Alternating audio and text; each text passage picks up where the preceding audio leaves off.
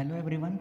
आज का हमारा टॉपिक है जो डॉक्यूमेंट्स हमने कल बात की थी कंपनी को बनाने पड़ते हैं, कंपनी को अपने आप को रजिस्ट्रेशन कराने के लिए। तो उसमें 3 डॉक्यूमेंट्स बनते हैं: memorandum of association, articles of association and prospectus. आज हम बात करेंगे मेमोरेंडम ऑफ एसोसिएशन के बारे में, जो काफ़ी इंपॉर्टेंट डॉक्यूमेंट होता है। तीनों डॉक्यूमेंट्स ही इंपॉर्टेंट होते हैं, लेकिन आज हम बात करेंगे मेमोरेंडम ऑफ एसोसिएशन के बारे में। मेमोरेंडम ऑफ एसोसिएशन होता क्या है? It relates to that basic document of the company in which those conditions are stated on the basis of which a company is incorporated। मतलब जिन कंडीशन के ऊपर company बनती है, इनकॉर्पोरेशन होती है और रजिस्ट्रेशन होती है, मतलब जो उनका काम होता है, बिजनेस होता है, उनके ऑब्जेक्टिव्स होते हैं, उसको पूरा करने के लिए कंपनी जिसको बनाई जाती है वो इस डॉक्यूमेंट में मेंशन किया रहता है कि कंपनी का नाम क्या रहेगा, कंपनी की लोकेशन, कंपनी की कितनी कैपिटल रहेगी, कंपनी का क्या ऑब्जेक्टिव रहेगा और कंपनी किस चीज़ के लिए बनाई गई है, कंपनी के सभी शेयर होल्डर्स की लायबिलिटीज़ कितनी रहेगी। हर टर्म्स एंड कंडीशंस इसमें बताई जाती है। कंपनी का एक तरह से फेयर बनाया जाता है, एक तरह से लिमिटेशन बताई जाती है कि किस बाउंड्री के अंदर रह के कंपनी को अपना बिजनेस करना होगा। उसे हम बोलते हैं मेमोरेंडम ऑफ एसोसिएशन। मतलब कि हम इसके डेफिनेशन देख लेते हैं। Memorandum of association means association contains those conditions on the basis of which a company is incorporated. मतलब वो सभी कंडीशंस जिसके ऊपर एक कंपनी की बुनियाद रखी जाती है उसे हम बोलते हैं मेमोरेंडम ऑफ एसोसिएशन। इसमें 6 क्लोजेज होते हैं: name close, situation close, object close, liabilities close, capital close and association and subscription close.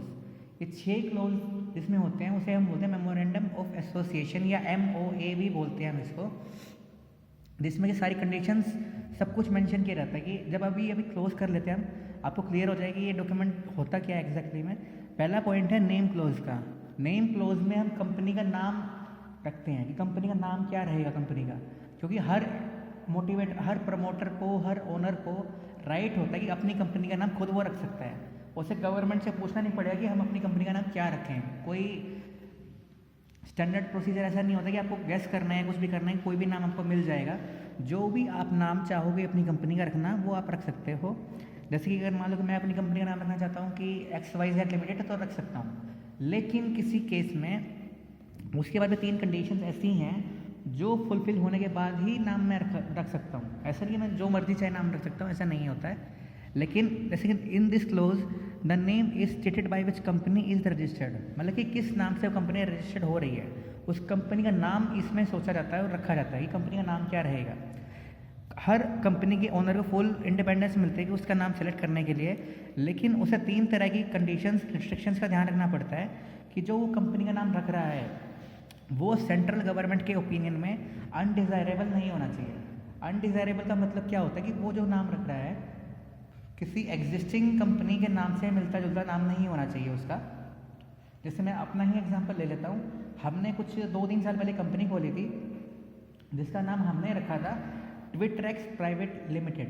Private company थी हमारी, लेकिन हमारे पास कुछ ही दिनों बाद ही ट्विटर कंपनी का नोटिस आ गया था, लीगल नोटिस आ गया था, क्योंकि हमारा नाम उनसे मिलता जुलता था।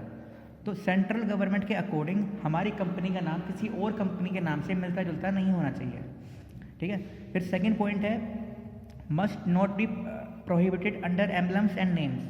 मतलब जो रॉयल जैसे कुछ 8 या 6 वर्ड्स होते हैं उनका यूज़ हम नहीं कर सकते अपनी कंपनी के नाम में।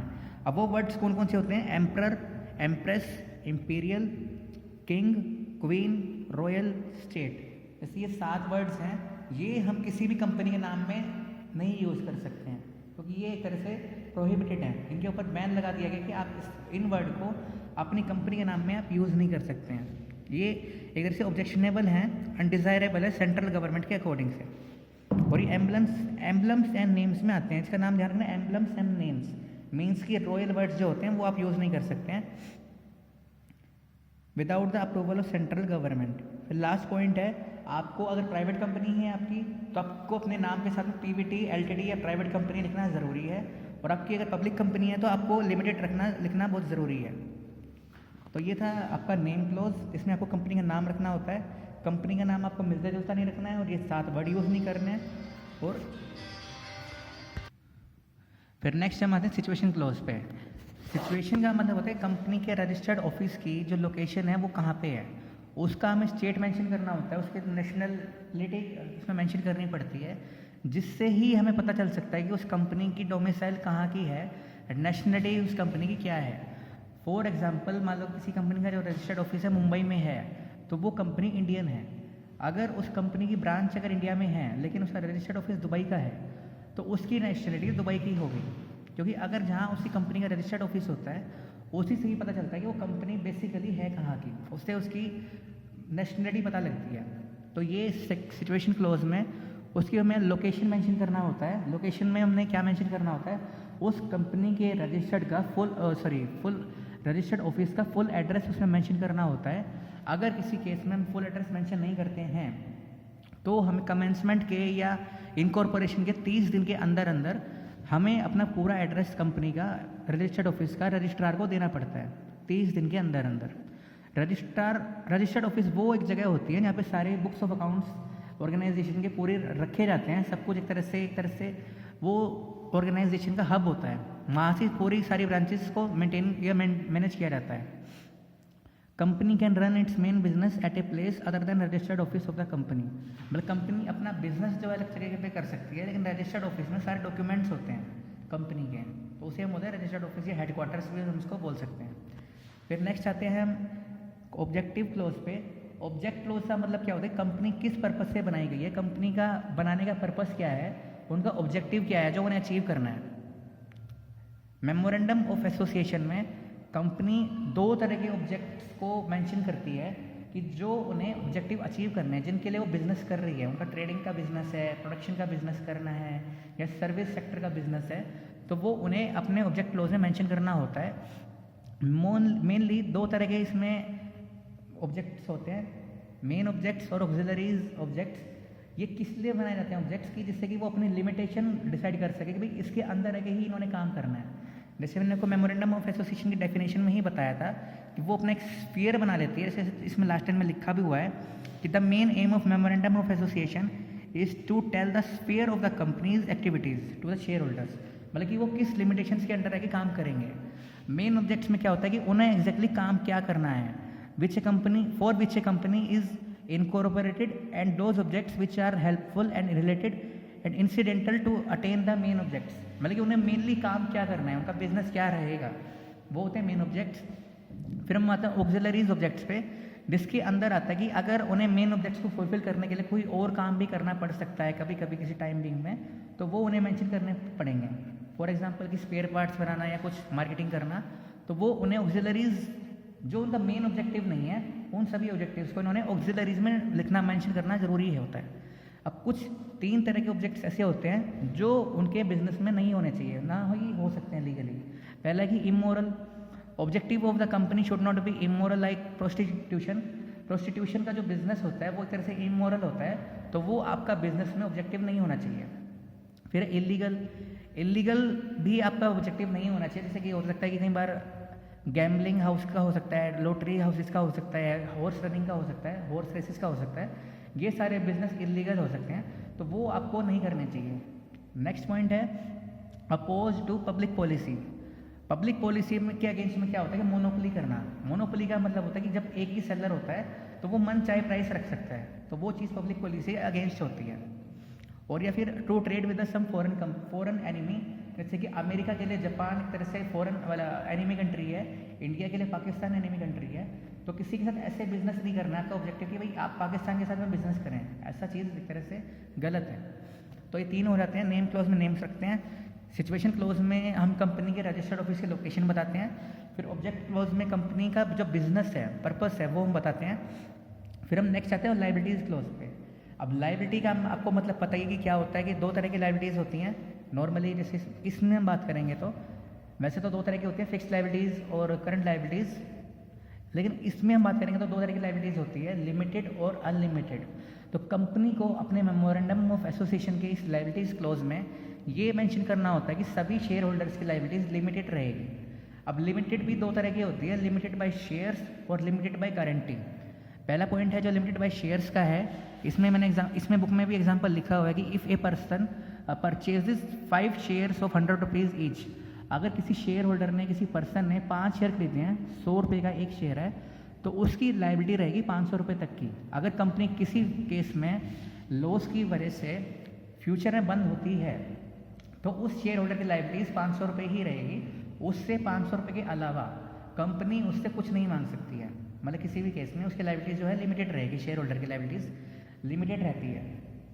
तो ये हर एक कंपनी को मेंशन करना होता है कि उनकी लायबिलिटीज़ लिमिटेड है। अनलिमिटेड कोई भी नहीं कर सकता है, क्योंकि इसमें ये फीचर होता है कि सबकी लायबिलिटीज़ लिमिटेड होती है। और अब आते हैं हम लिमिटेड बाय गारंटी पे।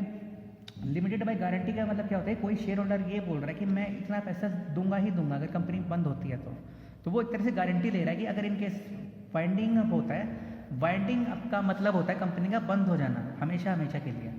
तो उस केस में अगर कंपनी को पैसा चाहिए होता है तो कुछ शेयर होल्डर ऐसे गारंटी दे रहे थे कि हम अपना जो पैसा है वो आपको दे देंगे। तो सिर्फ उसकी जो गारंटी है सिर्फ उतना ही वो पैसा देगा, उससे ज़्यादा उससे नहीं मांगा जा सकता है एट द टाइम। मतलब कि limited liabilities means liabilities of members is equal to the amount of the guarantee given at the time of binding of the company. जिस टाइम कंपनी खत्म हो रही है, जितनी उसने गारंटी दी है सिर्फ उसी अमाउंट तक ही उसे पैसा मांगा जा सकता है। फिर हम मतलब सेकंड लास्ट पॉइंट पे इसके जो है कि कैपिटल क्लोज। कैपिटल क्लोज में कंपनी को मेंशन करना होता है कि उसके लाइफ टाइम के लिए उस कंपनी की शेयर कैपिटल, ऑथराइज कैपिटल कितनी रहेगी। अब कैपिटल जो होती है और कंपनी के इसमें से हम बोलते हैं शेयर कैपिटल बोलते हैं, क्योंकि पब्लिक कंपनी जो होती है शेयर से ही पैसा जनरेट करती है। और उन जैसे मैंने आपको बता दिया कि शेयर होता क्या है, जैसे कि मान लो कि कंपनी की शेयर कैपिटल है 10 करोड़ रुपए की और वो उस 10 करोड़ शेयर कैपिटल को 1 करोड़ शेयर में बांट देती है, जिसमें एक शेयर 10 रुपये का होता है। तो वो पूरी लाइफ टाइम में 10 करोड़ से ज़्यादा पैसा जनरेट नहीं कर सकती है। अगर उसे 10 करोड़ से पैसा ज़्यादा चाहिए होता है तो उसे अपने मेमोरेंडम ऑफ एसोसिएशन में चेंज करने पड़ेंगे, इस क्लोज में चेंज करना पड़ेगा कि हमें अपनी कैपिटल बढ़ानी है। उसके बाद ही वो 10 करोड़ से ज़्यादा पैसा जनरेट कर सकती है पब्लिक को शेयर्स इशू करके। मीन्स क्या होता है कि in case of company having share capital it is necessary to mention in memorandum of association must as to what will be the authorized capital of the company, in what manners the shares will be divided। इस close में class of shares define नहीं किए जाते हैं, क्योंकि shares से बहुत तरह के होते हैं, इक्विटी शेयर्स हैं, प्रेफरेंस शेयर्स हैं और भी शेयर्स होते हैं, वो उसे मेंशन करने की ज़रूरत नहीं होती है। इसमें बस कंपनी को ये मेंशन करना होता है कि कंपनी की शेयर कैपिटल कितनी है, कितने शेयर्स हैं और एक शेयर की वैल्यू कितनी होती है। ये है ऐसे कैपिटल क्लोज। फिर लास्ट पॉइंट पे हम आते हैं, जो छोटा सा ही पॉइंट है, ये होता है एसोसिएशन एंड सब्सक्रिप्शन क्लोज। ये एक लास्ट क्लोज है मेमोरेंडम ऑफ एसोसिएशन का। इसमें सभी प्रमोटर्स पर्सन्स साइन करते हैं अपने मेमोरेंडम ऑफ एसोसिएशन पे और अपनी एक इंटेंशन एक्सप्रेस करते हैं। इस क्वेश्चन में अगर ये क्वेश्चन आता है पेपर में, जो मोस्ट लाइकली आएगा भी, क्योंकि मैं ज़रूर दूंगा इसको, तो उस केस में ये लाइन ज़रूर ध्यान रखना है। एग्जैक्टली आपको ये याद कर लेनी है जो रेड लाइन में लिखी हुई है। वी द फॉलोइंग पर्सन्स, हम जिनके हमने नाम और एड्रेस नीचे मेंशन किए गए हैं, बीइंग फॉर्म्ड इन मतलब are ready to be formed in to the company in pursuance of this law and we respectively agree to take the number of shares in the capital of a company set opposite over respected names. इसका मतलब क्या होता है कि हम जिनका नाम और एड्रेस नीचे मेंशन किया गया है, हम एग्री करते हैं कंपनी बिजनेस ऑर्गेनाइजेशन में एंटर करने के लिए लॉ के अकॉर्डिंग, और हम रिस्पेक्टिवली एग्री करते हैं कि कुछ कंपनी से शेयर खरीदने के लिए जो कंपनी के नाम पे रखे गए हैं। मतलब कि ये लाइन आपको बहुत इंपॉर्टेंट है, जो लिखनी ही लिखनी है, वो भी इन्वर्टेड कॉमास में ही लिखनी है। और बहुत अच्छा रहेगा कि आप इसे अंडरलाइन भी कर दें पेपर में, तो बहुत अच्छा रहेगा। बहुत इंपॉर्टेंट लाइन है। अब ये अच्छा टॉपिक था हमारा मेमोरेंडम ऑफ एसोसिएशन का। बहुत इंपॉर्टेंट डॉक्यूमेंट होता है जिसमें सारी कंडीशंस मेंशन की जाती है कंपनी के बारे में। उसकी तरह से बाउंड्री बनाई जाती है कि इस बाउंड्री के अंदर रह के कंपनी को अपना बिजनेस करना है। 6 क्लोजेस होते हैं। नेम क्लोज में क्या होता है कि कंपनी का रजिस्टर्ड ऑफिस, कंपनी का नाम क्या रहेगा। जैसे कि आपने डोमिनोज का पिज़्ज़ा तो बहुत बार खाया होगा, लेकिन उस कंपनी का नाम डोमिनोज नहीं है। कंपनी का नाम है जुबिलिएंट फूड वर्क्स लिमिटेड, ये कंपनी का नाम है। डोमिनोज किसी कंपनी का नाम नहीं है, डोमिनोज पर्टिकुलरली प्रोडक्ट का नाम है। तो ध्यान रखें कि कंपनी का नाम जो है उसे एक फ्रीडम मिलती है कि प्रमोटर को या बिजनेसमैन को, जो ओनर होते हैं, कि कंपनी का नाम कुछ भी रख सकते हैं, लेकिन सेंट्रल गवर्नमेंट की ओपिनियन में अनडिज़ायरेबल नहीं होना चाहिए, मतलब कि किसी और कंपनी से मिलता जुलता नहीं होना चाहिए। फिर आता है कि नेम्बलम्स एंड नेम्स के अकॉर्डिंग प्रोहिबिटेड होता है, जैसे royal imperial, king, queen, royal imperial state, ये वर्ड आप यूज़ नहीं कर सकते हैं। और प्राइवेट कंपनी के केस में आपको प्राइवेट लिमिटेड लिखना ज़रूरी होता है। पब्लिक कंपनी के केस में लिमिटेड लिखना ज़रूरी होता है। फिर सेकंड है सिचुएशन क्लोज, कंपनी के रजिस्टर्ड ऑफिस की लोकेशन क्या रहेगी, आपको स्टेट, नेशनलिटी, पूरा एड्रेस उसमें मेंशन करना होता है, जिससे पता चलता है कि कंपनी की नेशनलिटी क्या है, इंडियन है या फॉरेन कंपनी है। अगर आप किसी केस में फुल एड्रेस मेंशन नहीं करते हैं तो कमेंसमेंट ऑफ बिजनेस या इनकॉर्पोरेशन ऑफ बिजनेस, मतलब कि आपका जब रजिस्ट्रेशन होता है उसके आगे 30 दिन के अंदर अंदर आपको पूरा एड्रेस रजिस्ट्रार के पास में भेजना होता है। और रजिस्टर्ड ऑफिस हम उस जगह को बोलते हैं जहाँ पे सारे बुक्स ऑफ अकाउंट से सारी डॉक्यूमेंट्स कंपनी के रखे जाते हैं। फिर हम आते हैं ऑब्जेक्ट क्लोज पे, जो कंपनी का ऑब्जेक्टिव है, जो पर्पस है जिसके लिए कंपनी बनी है, जिसको अटेन करने के लिए, उसे हम बोलते हैं ऑब्जेक्ट क्लोज, जिसकी जो कंपनी की पावर से बताता है और लिमिट से बताता है कि क्या वो कंपनी कर सकती है और क्या क्या कंपनी नहीं कर सकती है। दो तरह के ऑब्जेक्ट्स होते हैं। मेन ऑब्जेक्ट्स में वो ऑब्जेक्ट्स आते हैं जो कंपनी का एक्चुअल में बिजनेस होता है, ट्रेडिंग या किसी भी चीज़ का जो लेवल ऑफ बिजनेस है वो उसमें मेंशन किया जाता है, मतलब nature and scope of the business. फिर ऑक्सिलरीज ऑब्जेक्ट्स में आता है कि जो काम उस मेन ऑब्जेक्ट्स मतलब कि अचीव करने के लिए वो काम करते हैं, लीगल भी होना चाहिए, मॉरल भी होना चाहिए और पब्लिक पॉलिसी के अगेंस्ट में भी नहीं होना चाहिए, फेवर में होना चाहिए, तो वो ऑब्जेक्ट्स हो सकते हैं। इमोरल में क्या होता है कि प्रोस्टिट्यूशन, इलीगल में होता है कि जैसे लॉटरीज वगैरह, गैम्बलिंग, हॉर्स रेसेस वगैरह हो सकती हैं। और पब्लिक पॉलिसी के अगेंस्ट क्या हो सकता है कि मोनोपोली। लाइबिलिटीज क्लोज में कंपनी को मेंशन करना होता है कि सभी शेयर होल्डर्स की लाइबिलिटीज लिमिटेड रहेगी, लिमिटेड बाय शेयर्स और limited by guarantee. Her share holder की लाइबिलिटीज उतनी तक की लिमिटेड रहेगी, उस शेयर की फेस वैल्यू तक लिमिटेड रहेगी जो वो ऑलरेडी पे कर चुका है या पे करना है। अगर वो 5 शेयर खरीदता है, 100 रुपये का एक है, तो उसे 500 रुपये ही पे करना है कंपनी को। अगर कंपनी किसी केस में लॉस की वजह से फ्यूचर में अगर बंद भी होती है तो उसे 500 रुपये से ज़्यादा पे नहीं करना होता है। लाइबिलिटीज लिमिटेड बाय गारंटी का मतलब क्या होता है कि जितना शेयर होल्डर गारंटी ले रहा है कि मैं इतना ही पे करूंगा, तो उससे सिर्फ उतना ही पे करना है, उससे ज़्यादा उसे पे नहीं करना होता है। फिर सेकंड लास्ट पॉइंट है इसका कैपिटल क्लोज। कैपिटल क्लोज में कंपनी को अपनी इस क्लोज में उसकी ऑथराइज कैपिटल मेंशन करनी होती है, अगर वो उसके पास शेयर कैपिटल है तो, कोई कंपनी में शेयर कैपिटल है तो। अगर कंपनी प्राइवेट है तो उसे ये कैपिटल क्लोज लिखना ज़रूरी नहीं होता है। कैपिटल क्लोज मेनली तब होती है जब उसकी शेयर कैपिटल होती है, तो उसे ऑथराइज कैपिटल का मतलब होता है कि इतनी ऑथराइज कैपिटल है, आप सिर्फ इतना ही पैसा पब्लिक से जनरेट कर सकते हैं शेयर्स को इशू करके या डिबेंचर्स को इशू करके। अगर मान लो कि कंपनी की शेयर कैपिटल 10 करोड़ रुपए की है और 1 करोड़ टोटल शेयर्स हैं और एक शेयर 10 रुपये का है, तो उतना ही पैसा वो जनरेट कर सकती है। उससे क्लास या डिफरेंट टाइप्स ऑफ शेयर्स इसमें एक्सप्लेन करने की ज़रूरत नहीं होती है कि इक्विटी शेयर्स हैं या प्रेफरेंस शेयर्स हैं, जो भी आगे आएगा भी, अभी हम कुछ टाइम बाद पढ़ेंगे शेयर्स के बारे में, उसमें आपको टॉपिक क्लियर हो जाएगी शेयर्स होता क्या है, और एक टॉपिक आएगा आपके आगे, तो वो इसे मेंशन करना ज़रूरी होता है।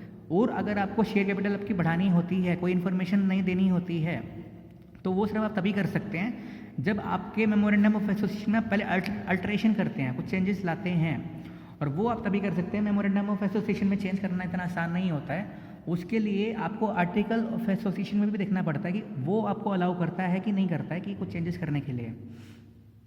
Every person signing the memorandum of association has to take minimum 1 share each. जो भी मेमोरेंडम ऑफ एसोसिएशन में साइन करता है, कम से कम उसके पास एक शेयर कंपनी का होना चाहिए, चाहे वो शेयर 1 रुपये का हो चाहे लाख रुपये का हो। फिर लास्ट है इसका एसोसिएशन एंड सब्सक्रिप्शन क्लोज। इस क्लोज में क्या होता है कि जो सारे पर्सन्स हैं, प्रमोटर्स हैं कंपनी के इनकॉर्पोरेशन से पहले, वो अपनी इंटेंशन को एक्सप्रेस करते हैं कि हम कंपनी के रूप में बनना चाह रहे हैं और बिजनेस करना चाहते हैं, और वो उसमें ये लाइन लिख के उस पर साइन भी कर लेते हैं कि we the following persons whose names and addresses are mentioned below are desired to be being formed into the company in pursuance of this law or Companies Act 1956. We respectively agree to take the number of shares in this capital of the company as set opposite over respective names. तो ये था अच्छा topic memorandum of association. काफ़ी important topic है ये, और important document भी होता है कंपनी के लिए। हर कंपनी के लिए ये डॉक्यूमेंट बनाना मैंडेटरी होता है। After this clause, name, address and the occupation of signing persons, the number of shares taken by them are stated, signature of witness are placed against the name of the signing persons। मतलब कि उनके witness के भी sign होता है कि हमारे under, हमारी निगरानी में इन्होंने साइन किए हैं, जिससे कि कोई बाद में फ्रॉड ना कर सके। तो ये था हमारा अच्छा टॉपिक मेमोरेंडम ऑफ एसोसिएशन। काफ़ी इंपॉर्टेंट टॉपिक भी है, तो ध्यान से करना है इसको। Thank you.